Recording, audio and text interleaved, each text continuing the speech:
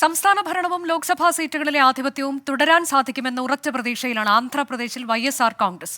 ബിജെപിയെയും ജനസേനയെയും കൂട്ടുപിടിച്ച് എൻഡിഎ സഖ്യത്തിൽ ഭരണത്തിലേറാനുള്ള ശ്രമത്തിലാണ് തെലുഗുദേശം പാർട്ടി. സംസ്ഥാനത്ത് നഷ്ടപ്പെട്ട സാന്നിധ്യം തിരിച്ചുപിടിക്കാനുള്ള ഊർജിത ശ്രമമാണ് കോൺഗ്രസ് നടത്തുന്നത്. നിയമസഭാ ലോക്സഭാ തെരഞ്ഞെടുപ്പുകളിലേക്ക് ശക്തമായ ത്രികോണ മത്സരമാണ് ആന്ധ്രാപ്രദേശിൽ നടന്നത്. 25 ലോക്സഭാ മണ്ഡലങ്ങൾ, 175 നിയമസഭാ മണ്ഡലങ്ങൾ. TDPയെയും കോൺഗ്രസിനെയും തൂത്തെറിഞ്ഞാണ് 2019 വൈഎസ് ജഗ്മോഹൻ റെഡ്ഡി അധികാരത്തിലെത്തിയത്. നിയമസഭയിൽ 151 ലോക്സഭയിൽ 22 സീറ്റുകൾ വൈഎസ്ആർ കോൺഗ്രസ് നേടി.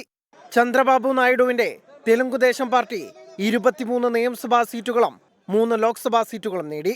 ഭരണ നേട്ടങ്ങൾ ജനങ്ങൾക്ക് മുന്നിലെത്തിച്ച ഇത്തവണയും ആധിപത്യം ഉറപ്പിക്കാൻ സാധിക്കുമെന്ന പ്രതീക്ഷയിലാണ് ജഗ്മോഹൻ റെഡ്ഡിയും വൈഎസ്ആർ കോൺഗ്രസും. തകർന്നടിഞ്ഞ 2019 നിന്ന് 2024 BJPക്കും ജനസേന പാർട്ടിക്കും ഒപ്പമാണ് TDP മത്സരിച്ചത്. വൈഎസ്ആർ കോൺഗ്രസിന്റെ ജനവിരുദ്ധ സമീപനങ്ങളും അഴിമതിയും കേന്ദ്ര സർക്കാരിന്റെ വികസനങ്ങളും വോട്ടായി മാറുമെന്ന പ്രതീക്ഷയിലാണ് NDA. 39.17% വോട്ടുകളാണ് TDP കഴിഞ്ഞ തെരഞ്ഞെടുപ്പിൽ നേടിയത്.